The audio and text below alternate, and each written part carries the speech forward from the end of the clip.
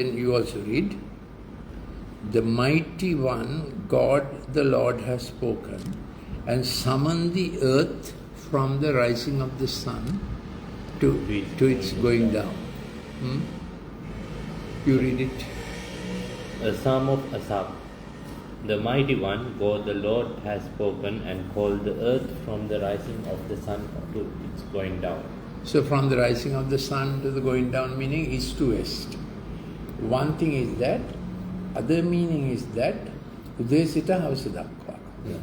God speaks to people from sunrise to sundown. So this has a word, summon the earth, which means earth can't not listen. You know what summons is? No? Yeah. Summons is sent by a judge, a person in authority.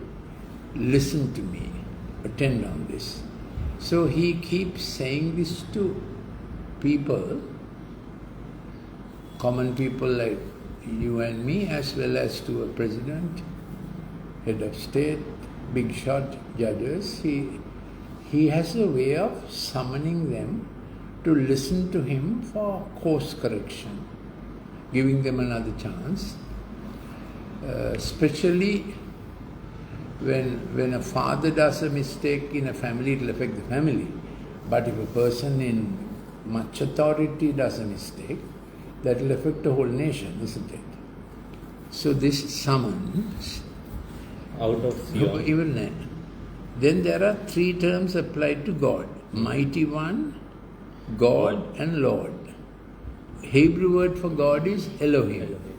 That is, Elohim means the ruling one, the highest one kind of thing. Lord, can you see it is in capital letters? Yeah. When it is in capital letters, it means Yahweh. So the Hebrew word Yahweh comes from the Hebrew verb for self-existent. I am that I am. So God is self-existent. In a sense, He is always in the present tense. It's not He was, He shall be, He is. Of course, He was in the beginning, to eternity, He will be there. That's the meaning of Yahweh is self-existent one. Then in the John's Gospel, it is particularly recorded when Jesus Christ came on earth, He used the word, I am the resurrection and the life. I am the way, the truth and the life. When you speak that in Hebrew, what the hearer hears is like the God of the Old Testament. Then at one point, John 8, end of John 8, they wanted to stone him, because he said, I am before Abraham. They said, what do you mean? You are a young man, how can you be before Abraham? But what he said is, he is the self-existent one who has been from eternity, who came in human form. So all those I am statements of the Lord Jesus Christ, particularly recorded in the Gospel of John, young man can put them down. Father and son get together and put them down, the I am statements. So I am was, Jesus Christ used I am the light of the world. Nobody else can use that now. And He said, I am the living bread. I am the bread come from heaven. I am kina hamasareme ahenne ara. What's heard is that Hebrew word denoting unceasing existence. Unceasing existence. So that is L-O-R-D. This God is Elohim. Then when you find the normal spelling L-O-R-D, which was also used for God in the Old Testament, that was Adonai, meaning the master. That was the sense of God, the master. He supervises work, kind of thing. He's our master here. Out of Zion. Yeah, but here he's particularly using the mighty one who has jurisdiction, authority over this matter, and he's going to discuss a certain subject. Okay, sorry, out of Zion, the perfection of beauty God will shine forth. Now, Zion was the city David made, a particular part of Jerusalem where he made the temple also. God told David also, I don't dwell in temples because he dwells in human beings. But David wanted to make a place of honor where they will regularly come and acknowledge God. God said, okay, if that's your heart, you can go ahead. So that was called, that part of Jerusalem was called Zion. So God is saying, out of Zion, the perfection of beauty, God has shined forth. So here, there are two meanings. God is the perfection of beauty. So, that is moral character and what shall I say? When New Testament says in Matthew chapter 5, blessed are the pure in heart, they shall see God. ඒ කියන්නේ මේ ඇස් දෙකින් දැකීම නෙමෙයිනේ. You will see him, his character, his nature. So perfection of beauty, God has shone forth from his people in Zion. Did you understand? Yes. So what is Zion today?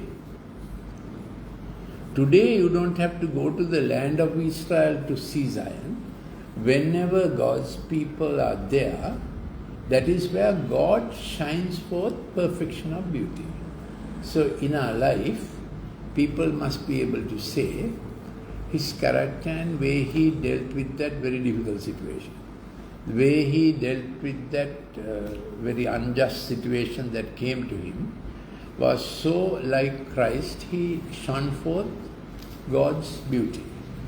That's how God will be known best, when in his people there is a perfection of God. Perfection is a moral quality. Beauty is how others will also see. You understood that? Difficult to understand? Yes. Can you? Yeah. Our God shall come and shall not keep silent. A fire shall devour before him, and it shall be very tempestuous around all around him. Now that is not the way he comes to his people. He comes shining his beauty. Then when will God come, not keep silence? That means there's a situation he has to deal with. He will come like a fire that devours before him, and it will be very tempestuous around him. So when there's thunder and lightning and people in ancient times, people would worship thunder and lightning out of fear. But certainly thunder and lightning instills the fear of God, and it was commonly believed that God can strike someone with lightning also. So my father's mother, my paternal grandmother, had a father who was a rich man. He was a boat owner. And on Sunday, in Moratuwa those days, nobody goes fishing because it's Sunday. Yeah. And a lot of people were there, Christian meaning they were going to church. Yeah. They may not have known the Lord personally, but still they had this fear and reverence for God that Sunday is not a working day. Yeah. So this chap was so angry one day, kind of thing, without his boat people. The boss got into the boat, and I don't know, it must have been some rowing boat or something. It is said out of a clear sky, lightning struck. Thankfully the boat capsized, he escaped with his life, and his name was also Daniel. My father's name was John Daniel, and it was said, Ranagala Danayata Dualaputtu Hat Denaik, 7 sons and 7 daughters he has had, large families, and he was a rich man. Anyway, it is said he learnt his lesson, and after that he was No, go for not shopping, like that. sitting on Sunday. Yeah. So when I was a small boy, my grandmother told me this. She was a godly lady, she was a teacher. In those days, JSC kela tibuna. And you can be JSC qualified and be a teacher. Yes, yes. SSC, HSC, the format was. Anyway, yeah. So that's a little old story to understand that God can be tempestuous around you. So do you fear thunder or lightning? Both. Actually, thunder is harmless. Thunder is harmless more than lightning. Yeah, lightning can destroy. So if thunder and if lightning, thunder happens first, no? If thunder is immediately followed by lightning, it means the lightning phenomenon is very close by, ne? Yeah. Yeah. Thank you, Lakshman. He shall call the heavens from above and the earth to Judge his the people. earth, that he may judge his people. Again, the word is summons, huh? Summons. Yeah. Gather my saints together to me, those who have made a covenant with me by sacrifice. So when he is getting ready for a rumble, what do I mean by a rumble? To judge some someone. situation with some severity. He first calls his people and warns them. So summons his people to judge them and put them right before he goes and judges the other people. Get this right because I am about to do something pretty serious. Did you understand Yes. that? Yeah. Let the heavens declare his righteousness for God himself in Judge Selah. So we were in the mud hut in 1983. Before July riots came, from about the month of April, I was told, get into prayer, fast and pray, get into prayer. So anyway, I read your book. Thank you. You remember this incident? I still reading. Yeah. Watching Still- what is it? Yes, still reading chapter 6. Red book ke nahi dekhe? No, your story, Watching Warriors. Watching already, yeah. So we went on praying. Then suddenly the July riots broke out and they were burning people. We were in Kalani, and you know the politician who was in Kalani, Cyril Matthew. He started stopping an ambulance and burned a doctor who was in Kiribagur hospital. So we went around to the Tamil houses and comforted them. There were Tamil houses. But thank God in our village, Sinhalese treated the Tamils carefully. They were protected. They were safe actually. Yeah. So gather the godly ones to me, those who have made a covenant with me by sacrifice. So has Raveen made a covenant with the Lord? Yes, By sacrifice. by sacrifice. Which sacrifice?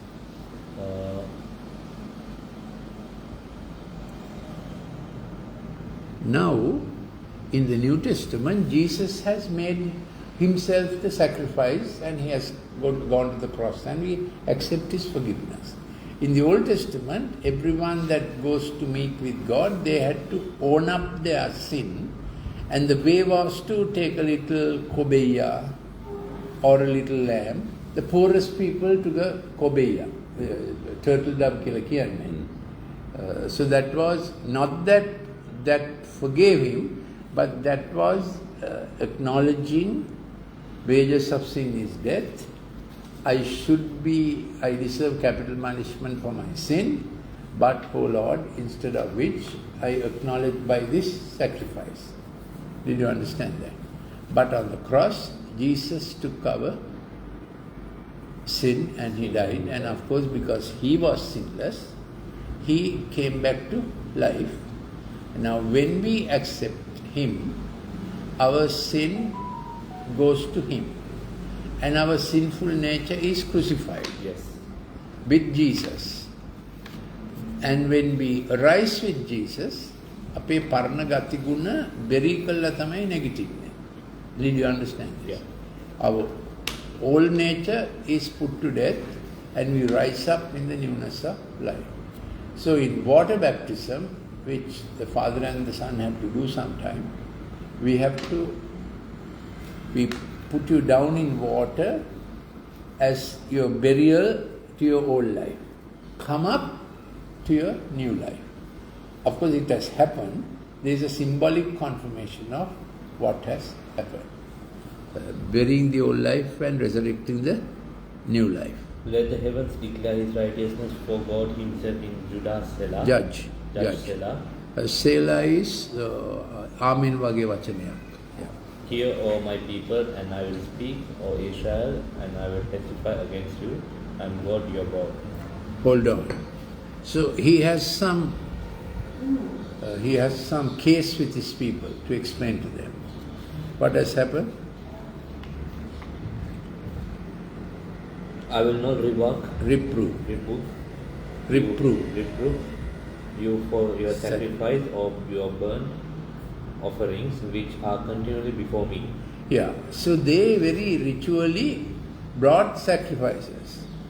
Full moon day ekata geenawa, Sabbath day ekata geenawa, business එකක් කරන්න උනාම ඒක to prosper. That also they bring a sacrifice. They bring the sacrifice and go and do as they please. So God is telling them, I don't want your bulls and goats. I have created them all. I own them anyway. What I want is not your bulls and goats, but that you keep your covenant in your heart. I will not take a bull from your house, not goats out of your folds. For every beast of the forest is mine, and the cattle on 1,000 hills. We can go to 13 now. Okay. Same trend of thought, huh? Yeah, and 14. Offer to God thanksgiving and pay your vows to the Most High. So it is not about you bringing an animal or any other thing that money can buy. You have a grateful heart of thanksgiving and keep your promises that you have made with me about your lifestyle. So treat your neighbor well, and consider the weak. Eva tamai me kiyanne. Call upon me in the day of trouble, I will deliver you. I will deliver you. Deliver you, and you shall glorify me. Yeah. So you do the right things. In your trouble, I will do what only I can do for you. Deliver you from trouble. I shall rescue you, and you will honor me. I think even now, people find knowing the true God and living his life is more difficult than offering a puja and getting away with it. But with God our Father, you can't do that, isn't it? Yeah. But to the wicked God says, what right have you to declare my statutes? Yeah.